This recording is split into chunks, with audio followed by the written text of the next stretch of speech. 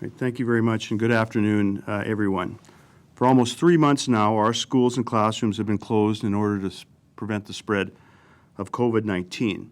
Just as Saskatchewan people have done a tremendous job in fighting the virus, Saskatchewan students, parents, and teachers have shown tremendous resolve in persevering through this unprecedented situation.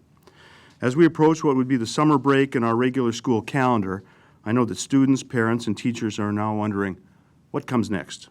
So today I'm here to say that students and staff will be returning to school this fall.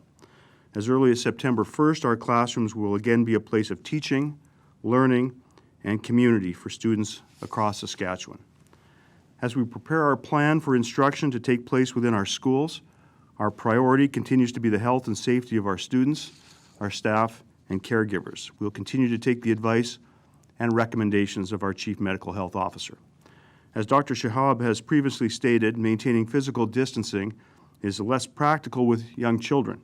Our focus is on reducing risk through minimizing physical contact and putting in place protections not only for students, but caregivers and staff.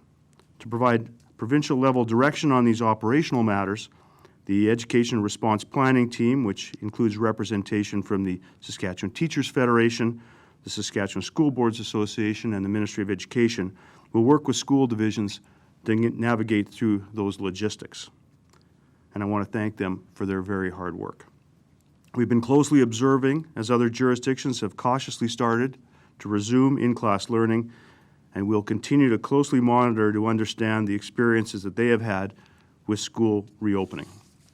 For the past several weeks, the Ministry of Education, with the input of the Response Planning Team, has been developing public health guidelines with the Ministry of Health. While these guidelines are still being finalized, as early as next week, we'll be looking to release those guidelines for school divisions to ensure that our schools are safe for our students, staff, and caregivers. We know that there will be many questions from school boards, from teachers and parents, and students as we prepare for a fall return to classroom, which is why we're communicating this today and why we will be releasing these guidelines as early as next week to ensure that there is ample time to address those questions and prepare students for the return to school. I'd also like to note that while a return to the classroom in the fall is the scenario we are planning for, we will have contingency plans in place in the event that there becomes an elevated transmission risk and in-class learning cannot resume as planned, either regionally or provincially. As our provinces reaches new milestones toward getting back to a new normal, I would ask for your continued cooperation as we implement policies and procedures for our school communities. And lastly, I'd like to take this opportunity to again thank the teachers and staff for the tremendous job they have done connecting with their students while in-class learning has been suspended.